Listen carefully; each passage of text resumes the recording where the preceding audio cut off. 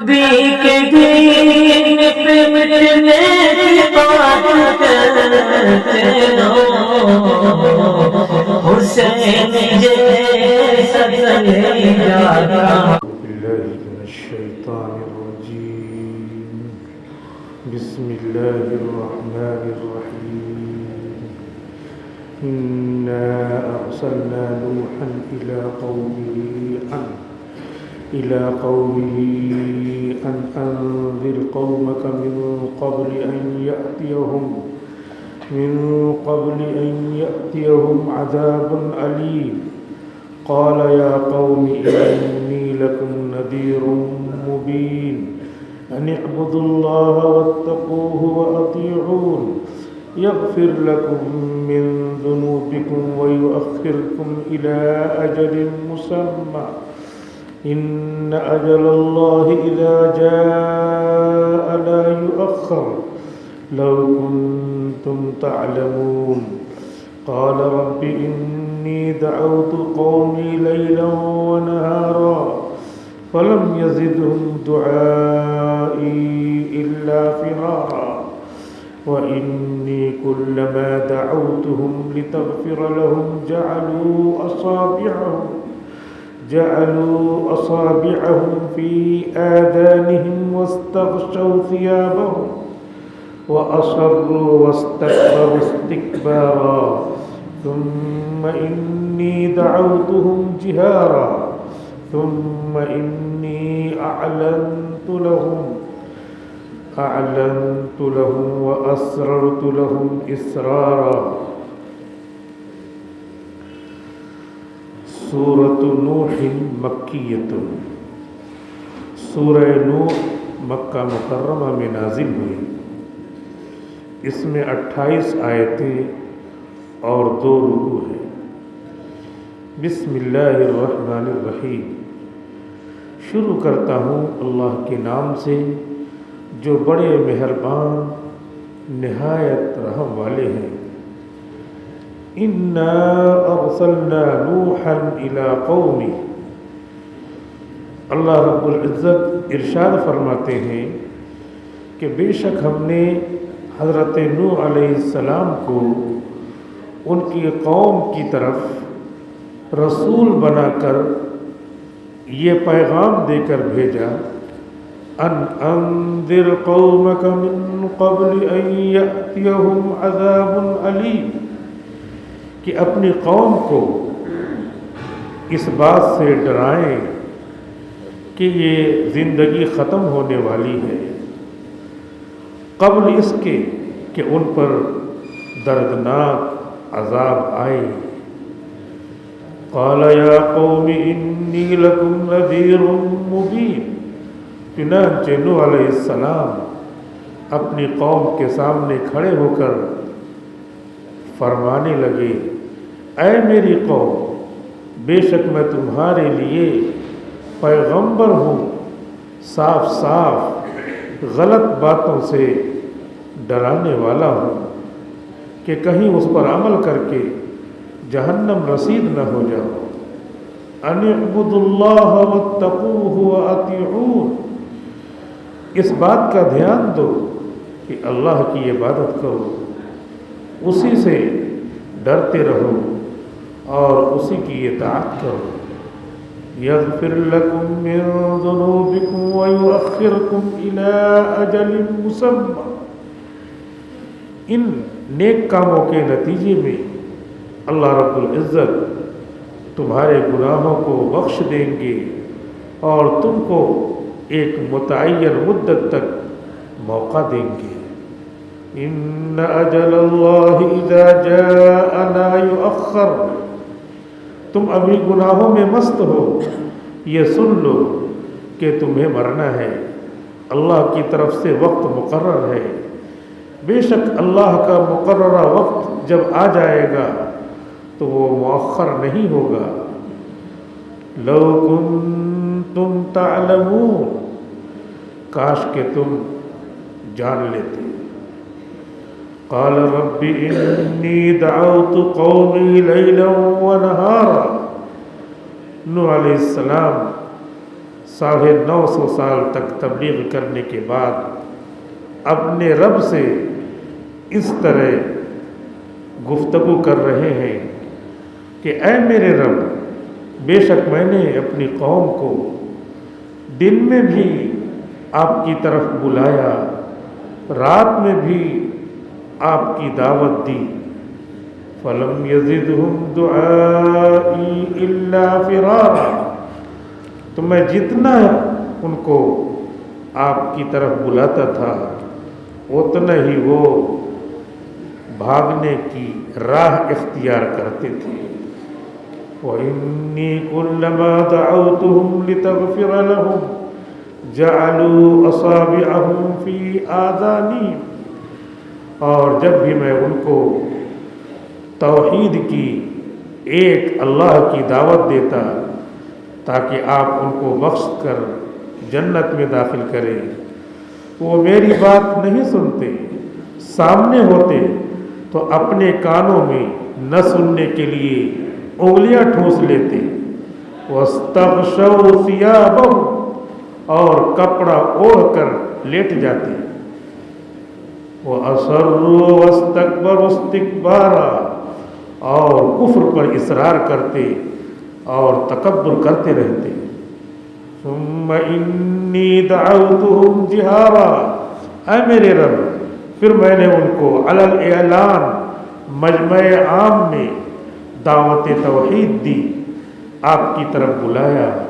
ثم انی اعلنت لهم، پھر میں نے برسر عام ان کو توحید کی دعوت دی۔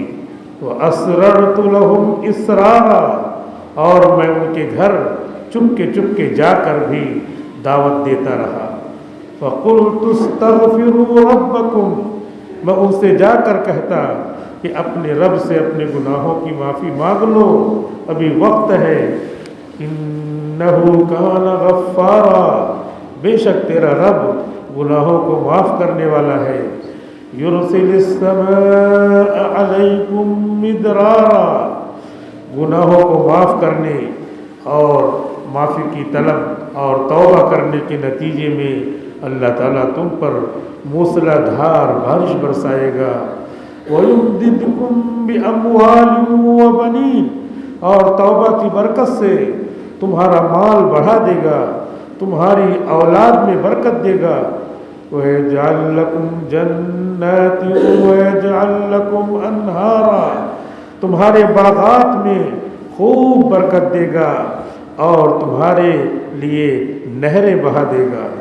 مَا لَكُمْ لَا تَرْجُونَ لِلَّهِ وَقَارًا، تمہیں کیا ہو گیا ہے کہ تم اللہ کی عظمت کا اعتقاد نہیں رکھتے ہو کہ بتوں کو پوجتے ہو۔ وَقَدْ خَلَقَكُمْ أَطْوَارًا، جبکہ اللہ تعالیٰ نے تم کو مرحلہ وار پیدا کیا کہ بچے کے ساتھ جوان، جوان کے ساتھ بڑھاپا، یہ مرحلے آئے۔ أَلَمْ تَرَوْا كَيْفَ خَلَقَ اللَّهُ سَبْعَ سَمَاوَاتٍ طِبَاقًا، کیا تم دیکھتے نہیں کہ اللہ تعالیٰ نے آسمان بنائے، 7 آسمان اوپر تلے۔ وَجَعَلَ الْقَمَرَ فِيهِنَّ نُورًا، اور ان میں چاند کو روشنی کا ذریعہ بنایا۔ وَجَعَلَ الشَّمْسَ سِرَاجًا، اور سورج کو چراغ بنایا۔ وَاللَّهُ أَنبَتَكُم مِّنَ الْأَرْضِ نَبَاتًا، اور اللہ تعالیٰ نے تم کو مٹی سے، زمین سے خاص طریقے سے پیدا کیا کہ مٹی سے غذائیں ہوئیں، غذائیں تم نے کھایا اور کھا کر تم ایک دوسرے سے ملے، پھر اللہ نے تم کو پیدا کیا۔ ثم يعيدكم فيها ويخرجكم اخراجا، پھر اللہ تعالیٰ تم کو دوبارہ مٹی میں لے جائے گا، پھر میدان محشر میں جمع ہونے کے لیے تم کو مٹی سے، قبروں سے، اپنی اپنی جگہوں سے نکالے گا۔ واللہ جعل لکم الارض بساطا، اللہ نے زمین کو تمہارے لیے فرش بنایا۔ لتسلکوا منہا سبلا فجاجا، تاکہ تم زمین کے رستوں میں کشادہ راہوں میں چلتے رہو اور اپنے دنیا کے مقاصد پورے کرتے رہو۔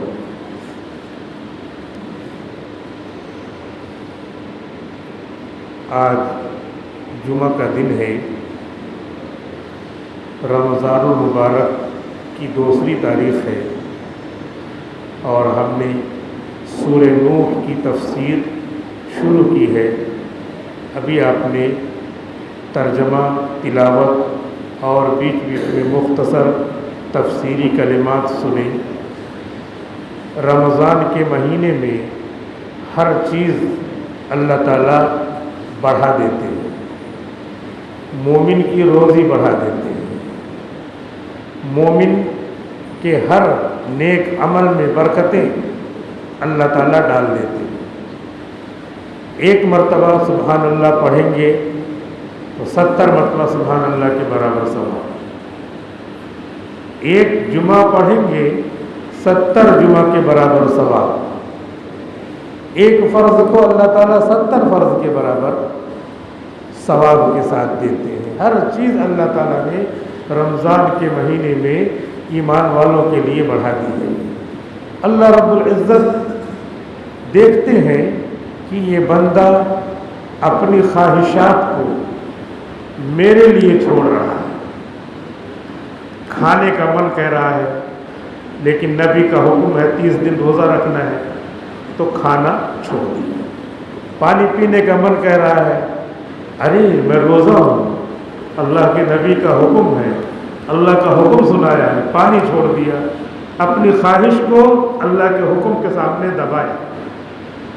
اپنی بیوی سے نئی شادی ہوئی ہے، ملاقات کرنا ہے دن میں، رات میں تو ملاقات کر سکتے ہیں دن میں، لیکن ارے روزہ ہے، اپنی خواہشات کو دبا رہا ہے۔ اللہ کا حکم ہے، اللہ کے حکم کو پریفر کیا، ترجیح دیا، اور اپنے حکم، اپنی خواہش کو دبایا، تو اس پر اللہ تعالیٰ کہتے ہیں الصوم لی۔ ہمارے نبی فرماتے ہیں اللہ کے حکم کے اعلان کے طور پر کہ الصوم لی، روزہ میرے لیے ہے۔ اس نے اپنی خواہشات کو دبایا اور اللہ کے حکم کو مقدم کیا، لہذا الصوم لی وانا اجزی بہ۔ تمام نیک کاموں کے لیے اللہ تعالیٰ نے ثواب کا نظام رکھا ہے کہ ایک نیک کام کرو گے 10 نیکی ملے گی۔ من جاء بالحسنۃ فلہ عشر امثالها، جو کوئی بھی نیک کام کرے گا اس کو 10 نیکی ملے گی۔ ایک بار درود شریف پڑھے 10 مرتبہ درود شریف کے برابر ثواب، ایک مرتبہ لا حول ولا قوت الا باللہ پڑھے 10 مرتبہ لا حول ولا قوت الا باللہ کے برابر ثواب۔ وہ غیر رمضان میں 70 کے برابر قاعدہ ہے، لیکن روزہ رکھ رہا ہے، روزے میں بھی یہی ہے کہ ایک روزہ رکھا تو 70 کے برابر ثواب، لیکن اللہ تعالیٰ نے کہہ رہا ہے، اللہ تعالیٰ فرما رہا ہے کہ تمام نیک کام کو ایک طرف کر دو،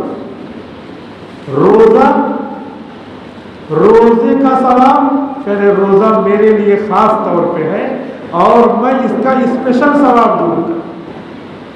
اس کا ہی نہیں کہ ایک روزہ رکھا 70 تو ملے گا ہی تمام عبادتوں کا، اس کا بھی ہے، لیکن اس کے لیے اسپیشل میں نے جزا رکھی ہے، اس کے لیے اسپیشل میں نے ایوارڈ رکھا ہے، الصوم لی وانا اجزی بہ۔ لہذا روزہ رکھتے ایک صلاحیت پیدا ہوتی ہے۔ وہ صلاحیت کیا ہے؟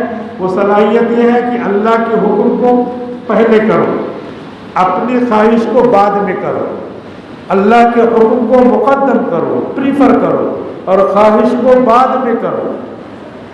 اس کا نام ہے اللہ سے ڈرنا، اس کا نام ہے خوف، اس کا نام ہے تقویٰ۔ تو روزہ رکھنے سے اللہ کا خوف دل میں پیدا ہو جاتا ہے، اور وہ 11 مہینے کام دیتا ہے۔ 11 مہینے کام دینے کے ساتھ ساتھ کیا ہوتا ہے؟ اس کے ساتھ یہ ہوتا ہے کہ اللہ سے ڈرنے کا نفع اللہ تعالیٰ نے بہت زیادہ رکھا ہے۔ کیا نفع رکھا ہے؟ آدمی کو دنیا میں یہ چاہیے کہ مجھے اچھے سے روزے ملتے رہے اور میرے کاموں میں کوئی الجھن نہ ہو، میرا کام آسانی سے ہو جائے، اور جب اللہ تعالیٰ کے یہاں جاؤں تو میرے گناہ معاف رہے. اللہ یہی آدمی چاہتا ہے، بندہ چاہتا ہے مجھے روزی ملتی رہے. اللہ تعالیٰ فرماتے ہیں وَمَن يَتَّقِ اللَّهَ يَجْعَلْ لَهُ مَخْرَجًا، جس کے اندر اللہ سے ڈرنے کی صلاحیت پیدا ہو گئی کہ خواہشات نفسانی کے اوپر اپنے کو اللہ کے حکم پر لگاتا ہے، ڈرتا ہے، اسی کا نام تقویٰ ہے. جو تقویٰ اختیار کرتا ہے، یعنی اللہ کا حکم ایک طرف آیا اور دوسری طرف اپنی خواہش کو دبایا اور اللہ کے حکم کو مقدم کیا، تو اللہ تعالیٰ کہہ رہے ہیں تمام مصیبتوں سے میں اس کو بچا لیتا ہوں. اب دیکھیے مصیبتیں ہیں، طرح طرح کی مصیبتیں ہیں. اللہ تعالیٰ کہہ رہے ہیں جعل لہ مخرجا، میں اس کو مصیبتوں سے بچاتا ہوں اگر وہ اللہ سے ڈرے. ہم کیا کرتے ہیں؟ اللہ سے نہیں ڈرتے، یعنی اللہ کے حکم کو دبا دیتے ہیں، اپنے حکم کو مقدم کرتے ہیں. مثال کے طور پہ بہت سارے لوگ ہیں روزہ نہیں رکھتے. اللہ کا حکم ہے روزہ رکھنا، روزہ ہی نہیں رکھتے. اب کیا ہے؟ اللہ سے ڈرنا ہوا ہی نہیں. اب اللہ سے ڈرنا جب ہوا ہی نہیں تو تم مصیبتیں کس سے دور کرواؤ گے؟ مولانا سے دعا کرواؤ گے، وہی اسی اللہ سے کہیں گے. تم خود دعا کرو گے، اسی اللہ سے کہو گے، وہی اللہ کہیں گے میرا کام کر کے آئے ہو. جس آدمی سے کوئی مسئلہ رہتا ہے تو آدمی اس کے سامنے نہیں ہو پاتا کہ ارے میں نے اس کا برا کام نہیں کیا ہے، ابھی پوچھ لے گا. تو اللہ سے دعا کریں گے کہ اللہ فلاں مصیبت ہے، میرے مسلمان بھائی جو ہے اور علماء جو ہے اور بڑے بڑے لوگ ہیں جیل کی سلاخوں میں ہیں، اے اللہ جیل سے ان کو دور کرنا، جیل سے ان کو نکال دینا. اور اللہ تعالیٰ کہیں گے کہ تم مجھ سے ڈرتا ہے؟ ہاں ڈرتا ہوں. تو روزہ رکھا ہے؟ روزہ تو رکھا نہیں. اور اس کے بعد اللہ کا حکم تو کیا نہیں، اور اللہ کے اس کے اوپر اپنا حکم دے رہا ہے. اے اللہ، حکم اگرچہ نہیں ہے، درخواست ہے، لیکن اللہ کا حکم نہیں مانا اور اللہ سے کہنا میرا کام کر دیجیے. تو اللہ تعالیٰ فوراً کہیں گے میرا کام کیا. دنیا میں آدمی فوراً کہہ دیتا ہے مجھ سے تو کام کروانے آئے اور میں جب بلا رہا تھا فون پہ فون کر رہا تو اٹھا ہی نہیں رہے تھے، اور اب جب ضرورت ہوئی تو آئے. تو ظاہر سی بات ہے کہ اللہ سے ڈرنے کا مطلب ہے اللہ کے حکموں کو ماننا، اور اس کا موجودہ حکم یہ ہے کہ روزہ رکھا جائے. اب آپ اور ہم جائزہ لیں، جو لوگ روزہ نہیں رکھتے ہیں وہ روزہ رکھنا شروع کر دیں، آنکھ تو بند ہو جائے گی. موسیٰ علیہ السلام، نوح علیہ السلام، تمام پیغمبران خدا اللہ کا حکم سنانے آئے تھے. نوح علیہ السلام اللہ کا حکم سنانے آئے، پوری سورت اللہ تعالیٰ نے نازل کر دی. وہ لوگ بت کی پوجا کر رہے ہیں اور 950 سال تک سمجھایا نوح علیہ السلام نے، لیکن نہیں مان رہے ہیں. تب اللہ تعالیٰ سے نوح علیہ السلام کہہ رہے ہیں 1 سال 2 سال 3 سال 4 سال 5 سال 100 سال 200 سال نہیں، 300 400 500 600 سال نہیں، 900 سال اور 900 بھی نہیں، 950 سال ہے اللہ میں ان کو سمجھایا. اب بتائیے آپ اپنے بچوں کو سمجھائیں 1 بار 2 بار 3 بار 4 بار، ارے یہ بچہ مانتا ہی نہیں، ارے میں نے اس کو بچپن سے جب سے سمجھدار ہوا ہے تب سے سمجھاتا آ رہا ہوں، اس کو آگ کر دو، کھیت میں کوئی جائیداد نہیں، کھیت میں کوئی اس کا حصہ نہیں، مکان میں کوئی حصہ نہیں، بات ہی نہیں مانتا. 2 بار 3 بار 4 بار 5 بار 6 بار، اس طرح 100 بار اگر ہو جائے تو ہو سکتا ہے اس کو اپنی نظروں سے ہی ظاہر کر دے. کچھ نہیں، انسان اتنا نہیں برداشت کرتا. اور نوح علیہ السلام اتنا برداشت کر رہے ہیں کہ اللہ کا حکم ہے سمجھاؤ سمجھاؤ سمجھاؤ. ایک نسل چلی گئی 300 سال کے بعد، ان کے بچے پیدا ہوئے، بڑے ہو رہے ہیں، ان کو سمجھا رہے ہیں. وہ بھی جو ہے 300 سال کے بعد وہ بھی مر کر کے ختم ہو گئے، ان کے بچے یعنی پوتے ان کو سمجھا رہے ہیں. لوگ چلے جا رہے ہیں لیکن نوح علیہ السلام کی عمر بڑی ہے، ان کو سمجھا رہے ہیں کہ تم نمازوں پہ آ جاؤ، تم تسبیح پہ آ جاؤ، تم درود پہ آ جاؤ. اس زمانے میں جو بھی حکم تھا تم جو ہے روزے پہ آ جاؤ، تم اللہ کے حکم پہ آ جاؤ، تم ان بتوں کو چھوڑو. 950 سال تک جو ہے سمجھایا، اور اس کے بعد جب نہیں مانی تب اللہ تعالیٰ سے کہہ رہے ہیں اے اللہ میں نے ان کو مجمع میں بھی سمجھایا، چپ کے گھر میں عشاء کے بعد پہنچ گیا، اطلاع دے کر کے آیا. کیا بھائی تم کو اللہ نے بنایا، آنکھ دیا، کان دیا، دل دیا، ہاتھ پیر دیا، ذرا سا بھی کچھ ہو جائے ہاتھ کام نہیں کرتا، ذرا سا ہاتھ ٹوٹ جائے دوسرا ہاتھ دوسرے کے محتاج، پیر ٹوٹ جائے چل نہیں پاتے۔ جس اللہ نے تم کو دیا کیوں اللہ کو نہیں مانتے؟ چونکے سے بھی سمجھایا، اسرر کی لو اسرارا، مجمع میں بھی سمجھایا، اعلانیہ بھی سمجھایا، ہر طرح سب سمجھایا۔ اے اللہ اب جو ہے میں ان کو بہت مرتبہ کہہ رہا ہوں کہ اس کی برکتیں سنا رہا ہوں کہ اللہ سے ڈرنے کی برکتیں کیا ہیں۔ اللہ تعالیٰ کے سے ڈرنے کی برکت یہ ہے کہ تمہاری روزی میں اضافہ کر دیں گے، تمہارے کھیت میں بارش برسائیں گے، غلہ بہت ہوگا۔ ہم کو پانی پر اور غلے پہ بھروسہ ہے اور اللہ کے اوپر بھروسہ نہیں ہے۔ وہ یہاں پر کہہ رہا ہے کہ بارش خوب برسائے گا، تمہاری اولاد تمہاری بات مانے گی، تمہاری جو اولاد ہوگی نیک صالح ہوگی، یہ سب برکتیں ہیں۔ اور خاص برکت اللہ تعالیٰ نے دوسری آیت میں بتایا، وَمَن يَتَّقِ اللَّهَ يَجْعَل لَّهُ مَخْرَجًا، کوئی بھی مصیبت آئے پریشانی آئے تو وہ اللہ سے ڈرنے کی برکت سے اللہ تعالیٰ اس سے بچا لیں گے، نجات دے دیں گے۔ ہم لوگوں کا حال یہ ہے کہ جمعہ پڑھتے ہیں، اپنی نمازیں بھی چھوٹی ہوئی ہیں۔ 15 سال کے بعد سے لے کر کے ہم جو ہے کتنی نمازیں چھوڑ چکے ہیں۔ ابھی کتنے لوگ ہیں صرف جمعہ آتے ہیں، اور اس کے بعد جب رمضان ختم ہو گیا تب تو وہ بھی ختم ہو گیا، 11 مہینے نہیں آتے۔ وہ سب چیزیں اپنے ذمے باقی ہیں۔ جب اپنے ذمے باقی ہیں تب کیسے خدا کی رحمت آئے گی؟ خدا کی رحمت لانے کے لیے ہم کو چاہیے کہ اللہ کے ایک ایک حکم کو کھوج کر، تلاش کر کے، پوچھ کر کے، علماء سے معلوم کر کے، اپنے بچوں کو عالم بنا کر کے، پوچھ کر کے، مدرسوں کی طرح توجہ دے کر کے ہم کو چاہیے کہ ایک ایک بات کا حکم سن کر کے، دیکھ کر کے، معلوم کر کے ہم اس پر عمل کریں۔ مدرسے اسی لیے رہتے ہیں اور جو ہے مسجدیں اسی لیے قائم رہتی ہیں کہ وہاں ائمہ سے، حفاظ سے، علماء سے باتیں پوچھی جائیں اور پوچھ کر کے عمل کیا جائے، کیونکہ ہر کام کے لیے، ہر عمل کے لیے اس سے پہلے جانکاری ضروری ہے۔ اگر جانکاری نہیں ہوگی تو پھر کیسے عمل کریں گے؟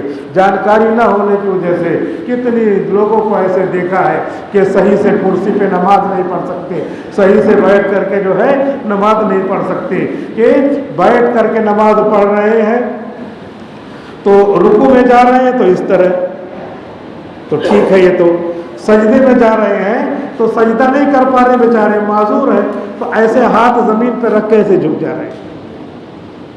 تو یہ ہاتھ زمین پہ نہیں رکھنا ہے، ہاتھ تو یہی گھٹنے پہ ہی ایسے رکھنا ہے، اور رکوع میں جتنا جھکے تھے اس سے تھوڑا زیادہ جھکا دینا ہے۔ رکوع میں گئے، اللہ اکبر، رکوع میں گئے، بیٹھ کے نماز پڑھ رہے ہیں، سمع اللہ لمن حمدہ ربنا لک الحمد، اللہ اکبر، یہ سجدے میں چلے گئے۔ اگر سجدہ نہیں کر پا رہے ہیں تو تھوڑا سا زیادہ جھک جائیں، یہ سجدہ ہو گیا، ہاتھ کو ادھر ادھر کرنے کی ضرورت نہیں ہے۔ تو جو لوگ بیٹھ کر کے نماز پڑھتے ہیں، ہماری عورتیں، بوڑھی عورتیں گھروں میں بیٹھ کے نماز پڑھتی ہیں، ان کو جا کر کے بتائیے، صحیح پڑھیں گے تو 10% ثواب جو مل رہا تھا وہ 70% ہو جائے گا، کیونکہ غلط پڑھ رہے تھے، غلط کی وجہ سے کم ہو جاتا ثواب۔ غلط جگہ پہ مال بیچا، ہمارے پاس مال ہے 50 روپے کا لائے، وہی بیچ دیا بازو میں 55 روپے میں، 5 روپیہ ثواب کمایا۔ اور اگر وہی مال بیچتے دوسری جگہ جا کر کے تو 150 روپیہ ملتا، تو 100 روپیہ ثواب، 100 روپیہ جو ہے ہم کو نفع ملتا۔ تو غلط طریقے سے مال بیچ دیا تو اس طریقے سے ہو گیا کہ کم نفع ہوا، صحیح طریقے سے مال بیچا، صحیح جگہ پہ مال بیچا تو نفع زیادہ ہوا۔ تو صحیح علم کی وجہ سے نفع بڑھ جاتا ہے اور غلط علم کی وجہ سے نفع جو ہے ہمارا گھٹ جاتا ہے۔ کبھی کبھی نماز ہی نہیں ہوتی، بالکل نماز ہی فاسد ہو جاتی ہے۔ مثال کے طور پہ ایک ہی رکن میں آدمی اس طرح کھجلا رہا، اس طرح کھجلا رہا، اس طرح کھجلا رہا، ایسے بیٹھا ہے، 3 مرتبہ کھجلا دیا تو عمل قلیل ہو گیا عمل کثیر، چھوٹا عمل ہے، اس کا نام ہے عمل قلیل۔ 1 مرتبہ کھجلانے کی اجازت ہے، اجازت ہے کہ مطلب پھر بھی ثواب کم ہو جائے گا۔ ایک دم بہت زیادہ کھجلا رہے، کھجلا لیا آپ نے، لیکن اس کے بعد پھر دوبارہ کہیں بھی سوچ رہے ہیں کھجلا لیا تو 2 مرتبہ پھر اجازت ہے۔ तीसरी मरतबा खुजला लिया तो नमाज फासिद हो जाए। कितने लोग बेचारे हैं वुजू करके मेहनत से आते हैं नमाज पढ़ने, सोच रहे हैं खाला बुबू का घर है चाहे जैसे रहो। किसी ऑफिसर के यहाँ गए, देखते हैं कि जूता पहन के अंदर जाना है नहीं जाना, हॉस्पिटल में गए वहाँ ऑपरेशन कराना तो उसका कपड़ा पहनना पड़ता, प्रोटोकॉल है, कहने मैं अपने कपड़े में ऑपरेशन कराऊंगा तो खदेड़ देगा कि तुमको यहाँ के प्रोटोकॉल को फॉलो करना है कि यहाँ पे जो कपड़ा है वही पहनना पड़ेगा। अल्लाह का घर है, अल्लाह की इबादत करने आए हैं, उसका प्रोटोकॉल है कि तुमने अगर ऐसे ऐसे कर दिया 3 मरतबा तो तुम्हारी नमाज चलेगी। नहीं, खाला बुबू का घर है, कुछ भी कर रहे हैं कुछ भी कर रहे हैं। ये सीखना पड़ेगा।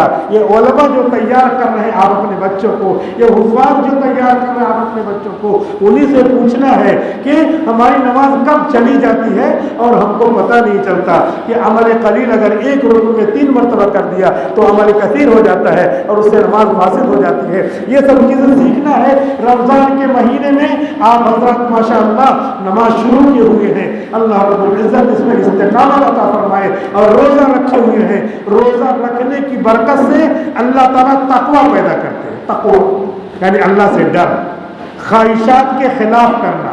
ख्वाहिशात के खिलाफ करने का इतना बड़ा नफ़ा है। ख्वाहिश अपनी है इस तरह करो, अल्लाह ताला कह रहे नहीं इस तरह करो, तो अपनी ख्वाहिश के खिलाफ करने में इतना बड़ा नफ़ा है कि अल्लाह ताला ने मुसलमान गैर मुस्लिम की भी कैद नहीं लगाई है। एक आदमी अपने गुरु की बात मानता है, अपने टीचर की बात मानता है, तो टीचर जैसे जैसे कहते हैं अपनी ख्वाहिश को दबा लेता है, तो फिर अल्लाह ताला उसका नफ़ा मुस्लिम गैर मुस्लिम दोनों को देते हैं। अब हमारी ख्वाहिश है उसके खिलाफ कर रहे हैं तो अल्लाह ताला उसका नफ़ा देंगे। मिसाल के तौर पे मौलाना अशरफ अली थानवी रहमतुल्लाह अलैह ने एक वाक़या लिखा हुआ है। वो वाक़या क्या है, इसी पर है। सुल्तान निज़ामुद्दीन औलिया रहमतुल्लाह अलैह, उनका सब लोगों ने नाम सुना होगा, निज़ामुद्दीन औलिया, निज़ामुद्दीन औलिया। वली के माने बुजुर्ग, औलिया के माने कई बुजुर्ग, यानी इतने बड़े बुजुर्ग थे कि अकेले उनको औलिया कहते हैं, यानी प्लूरल, सेकुलर में प्लूरल, अकेले औलिया हैं, इतने बड़े बुजुर्ग थे। उनको एक बीमारी थी, बीमारी ये थी कि कभी कभी ऐसे एक आध हफ्ते में महीने में बेहोश हो जाते और उसको इलाज कराओ कराओ तो कभी ठीक हुए कभी नहीं ठीक हुए, अपने से ठीक हो जाते थे। लेकिन बीमारी थी, पता नहीं कहाँ आदमी को का होश चला जाए। जैसे नहाने वाले जिनको मिर्गी होती उसको कहते नहाने मत जाना, तो वही मिर्गी आ गई तो फिर बचोगे नहीं। तो इसी तरह की बीमारी थी जिसमें यह था कि कभी भी ऐसे होश चला जाता था, बेहोश हो जाता था। इलाज कराते थे, ठीक नहीं होता था। उन्हीं के ज़माने में दिल्ली में, जिनके नाम से रेलवे स्टेशन वगैरह भी है, निज़ामुद्दीन मरकज़ भी है और बाज़ुल का मज़ार भी है, तो दिल्ली में एक जोगी रहता था, गैर मुस्लिम जोगी। तो उसके पास ये हुनर था कि वो ऐसे देख देता था थोड़ी देर तक तो पूरा मर्द जो है चूस लेता था, मर्द खत्म हो जाता था। जोगी गैर मुस्लिम। तो शागिर्द लोग कहते थे कि हजरत, मुरीद लोग कहते थे कि हजरत उसके पास लेके चले, आपका इलाज करा दे। तो मना करते थे कि भाई वो तो गैर मुस्लिम है, पता नहीं क्या चीज़ कर देगा वो शिरकिया, तो मैं इतना बड़ा आदमी हूँ, लोग क्या कहेंगे, मुझे मत वहाँ ले जाओ, इससे जो है लोगों का अकीदा खराब होगा, ईमान खराब होगा, वहाँ पे मत ले जाओ। मना करते रहते। चुनांचे ऐसे बार बार होता था, तो एक मर्तबा होश उनका चला गया और देर तक जो है बेहोश रहे। तो शागिर्द लोग कहाँ मानते हैं, जैसे माँ बाप नहीं मानते, उनको बताओ, और किताबों में लिखा है, तकरीरें भी सुनते हैं कि फुला गैर मुस्लिम के पास नहीं जाना, लेकिन माँ की ममता और माँ बाप की मोहब्बत क्या करती है, चलो बाद में जो है तौबा कर लेंगे, इस तरह के ख्यालात आते हैं। लेकिन वो भी गलत जानते हैं, गलत जानते हुए भी अपने बच्चे की मोहब्बत में कर ही लेते हैं, हालांकि नहीं करना चाहिए। तो ऐसे ही क्या हुआ, इसी तरीके से वो बेहोश है। उन्होंने, शागिर्दों ने, मुरीदों ने क्या किया, उनकी चारपाई उठा करके लेके चले गए, वो जोगी जहाँ रहता था उसके छप्पर के सामने ला के रख दिया। अब वो जोगी देख रहा है, आगे बहुत ज़्यादा खुश हुआ कि इतने बड़े बुजुर्ग वो मेरे पास आ गए इलाज के लिए, तो बहुत बड़ी बात हो गई। ایک دم بالکل کھولے نہیں سنبھال رہا، گھر میں اندر آ رہا باہر جا رہا، اندر باہر ہو رہا. اس کے بعد جو ہے حضرت تو بے ہوش ہے اور حضرت کی منشا ہے نہیں. تھوڑی دیر کے بعد آیا بیٹھا، اپنا علاج شروع کیا. آیا بیٹھا ایسے، تھوڑی دیر تک ایسے توجہ ڈالی، 4-5 منٹ. اتنے میں حضرت اٹھ کے بیٹھ گئے. سلطان نظام الدین اولیاء رحمۃ اللہ علیہ اٹھ کے بیٹھ گئے. اب بیٹھ گئے تو دیکھا یہ میرے سامنے جوگی اور یہ چھت پر اس کے گھر میں مجھے لایا. اور ظاہر سی بات ہے کہ پہلے منع کرتے تھے مریدوں کو، وہ تو پہلے غصے کی بات ہے. لیکن بڑے لوگ دور رس ہوتے ہیں، وہ سمجھتے ہیں کہ یہ محبت کی وجہ سے یہ لائے ہیں، ورنہ حقیقت میں یہ غلط ہے. یہ میری بیماری دیکھ نہیں پاتے. تو اس وجہ سے لہذا ابھی ان کو ڈانٹنا منع کرنا مناسب نہیں ہے. کچھ بولے نہیں. جیسے حضور صلی اللہ علیہ وسلم جب لکھوا رہے تھے صلح حدیبیہ کے موقع پر صلح لکھوا رہے تھے تو اس میں لکھا تھا محمد رسول اللہ. صلح نامہ پیکٹ جو تھا قریش اور مسلمانوں کے درمیان، تو اس میں شروع میں بسم اللہ الرحمن الرحیم اور محمد رسول اللہ، محمد رسول اللہ کی طرف سے یہ معاہدہ کیا جاتا ہے. تو انہوں نے اسی پہ ٹوکا کہ رسول اللہ تو ہم آپ کو مانتے نہیں، اسی لیے تو جھگڑا ہے. یہاں پہ لکھیے ابن عبداللہ، محمد ابن عبداللہ. حضرت علی لکھ رہے ہیں، ان کو کتابت معلوم تھی، لکھنا معلوم تھا، وہ لکھ رہے ہیں. تو حضور نے حضرت علی سے کہا اس کو مٹا دو، رسول اللہ کو مٹا دو. حضرت علی کہہ رہے ہیں نہیں مٹاؤں گا. اب آپ دیکھیے حضور کا حکم، حضرت علی کہہ رہے ہیں نہیں مٹاؤں گا. یہ کیا ہے؟ تو غلط ہو جائے گا. لیکن حضرت علی کیوں کہہ رہے ہیں رسول اللہ میں مٹاؤں؟ آپ اللہ کے رسول ہیں، میسنجر آف گاڈ ہے، فائنل پروفٹ ہے، کیسے میں آپ کو مٹا سکتا ہوں؟ نہیں مٹایا. کیوں؟ محبت اور حضور کا حکم. تو سب چیزوں کو ہر آدمی نہیں سمجھ سکتا. ان مسائل کو علماء ہی حل کرتے ہیں. یہاں مثال سے ہم سمجھ سکتے ہیں یہ محبت رسول کی. کہہ رہے ہیں کہ میں نہیں مٹاؤں اور حضور کہہ رہے مٹاؤ. تو حضور نے کیا کیا؟ حضور نے قلم لیا، آپ امی ہیں نہ خادہ ہے، قلم لیا، قلم لے کر کے آپ نے رسول اللہ مٹا دیا. یہ آپ کا معجزہ، وہی مٹایا. کہاں سے راہ شروع ہوتا ہے؟ آپ تو امی ہیں، لیکن اللہ تو جب سب کچھ آپ کو سکھا رہا ہے، پورا 6236 آیتیں سکھا رہا ہے، اتنا نہیں سکھا دے گا. یہاں سے راہ شروع ہے، یہاں سے سین، یہاں سے واو. تو آپ نے قلم لے کر کے رسول اللہ مٹا دی. یہ بیچ میں محبت کی بات آ گئی کہ ادھر اللہ کے رسول کہہ رہے ہیں اور ادھر جو ہے وہ مان نہیں رہے ہیں محبت رسول کی بنیاد پر، لیکن اللہ کے رسول نے مٹا دیا. بہرحال وہاں پہ حضرت اٹھ کے بیٹھ گئے جوگوں کے گھر، اور یہ چھت پر. یہ سوچے کہ میں نے یہ منع کیا کیوں لیا، لیکن کچھ بولے نہیں. بہرحال اس نے علاج کیا اور ان کے بدن کو نفع پہنچایا کہ اب بیمار نہیں ہوگا بدن. تو یہ دل میں سوچ رہے ہیں کہ اس نے مجھے نفع پہنچایا ہے تو مجھے بھی نفع پہنچانا چاہیے. اس نے جو ہے جو نفع پہنچایا ہے اس سے زیادہ مجھے نفع پہنچانا چاہیے. ایسا دل میں سوچ رہے ہیں اور باتیں کر رہے ہیں. باتیں کرتے کرتے اس سے پوچھا کہ اچھا یہ بتاؤ تم کو یہ جو فن حاصل ہوا کہ بیماری ختم کر دے رہے ہو، چوس لے رہے ہو، یہ کیسے تم کو حاصل ہوا؟ یہ کمال، یہ ایکسپرٹیز، یہ کیلیبر کہاں سے تم نے حاصل کیا؟ یہ مہارت کہاں سے آئی؟ تو اس نے بتایا کہ اصل میں میرے گرو جی نے مجھ کو بتایا تھا کہ ہمیشہ خواہشات کے خلاف کرو، نفس کے خلاف کرو. تو میں نے اس کی پریکٹس کیا، جو بھی خواہش کہتی اس کے خلاف کرتا، کیونکہ میرے گرو نے بتایا. جو بھی نفس کہتا اس کے خلاف کرتا. کرتے کرتے میں پریکٹس میں میکس اے مین پرفیکٹ، مجھے پریکٹس کی وجہ سے یہ کمال حاصل ہو گیا کہ اب میں اس طرح دیکھتا ہوں تو تھوڑی دیر میں بیماری ختم ہو جاتی ہے. کہا پھر یہ ایسے ہی رہے گا؟ کہا ابھی بھی کرتے ہو؟ کہا ابھی بھی اگر میں خواہش کے موافق کرنے لگوں، جو دل میں آیا ہے خواہش اس کے موافق کرنے لگوں، یہ فن میرا چلا جائے گا۔ کہا اچھا، گرو کی بات میں اتنا مانتا ہوں کہ میرے گرو نے کہا ہمیشہ خواہشات کے خلاف کرنا، تم اس کو یہ کمال حاصل ہوا۔ تو حضرت نظام الدین اولیاء نے کہا کہ اچھا یہ بتاؤ،